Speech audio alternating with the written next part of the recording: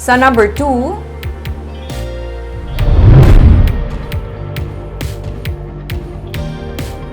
ginkumpirma sa Department of Health nga may duha ka taga Bacolod City nga nagpositibo sa COVID-19 Delta variant. May report si Nico Delfin. Isa ka 71 anyos nga lalaki nga taga Barangay Banago kag 32 anyos nga babae nga nagabuso nga taga Barangay Sumag ang kumpirmado nga kaso sa COVID-19 Delta variant sa Bacolod. Sa records ng Department of Health, wala sang history of travel ang mga COVID-19 positive nga lunsay asymptomatic. Napalana po na local transmission siya o Well, we can assume that because wala man travel one sila. Travel history ang babae, ang lalaki may upod siya sa balaya nga pero may gagawa out of town. Isa nakasuspect. July 15 sang nagwa ang resulta nga positibo ang 71 anyos kag July 19 naman nagpositibo sa COVID-19 ang babayi nga natala na magabunag sang lapsag sa Setyembre. Ang ila swab test result ang ginpadala pa sa Genome Center sa Manila kag matapos ang halos isa ka bulan amo pa kag nakumpirmar nga Delta variant ang nag-igo sa ila. Liwat nga ginkuhaan sang swab test ang mga COVID positive upod ang katapos ang ila panimalay. Ginpaidalom sa surgical lockdown ang ila mga balay.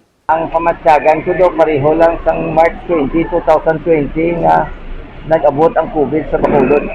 Kasi lain naman yung nga barya, lain niya nga putahe. So, ang konsilo naman na nga ini ang duha ka kaso nga ini ayun na ni sila subong. Considering nga middle of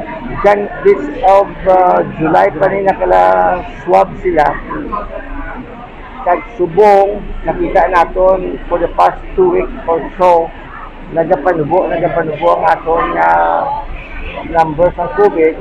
May posibilidad, no? May posibilidad nga kasi wala sila masyado nakapanglaton. But of course, I'm not making that kasi conclusion. Because gahulat kita subong sa resulta pag isang iba nga submiter for genome sequencing. Napaidalom sa gihapon sa General Community Quarantine with heightened restrictions ang Bacolod humalin Agosto 16 tubtob 31 sandig sa announcement ni Presidential Spokesperson Harry Roque kay ina sang aga.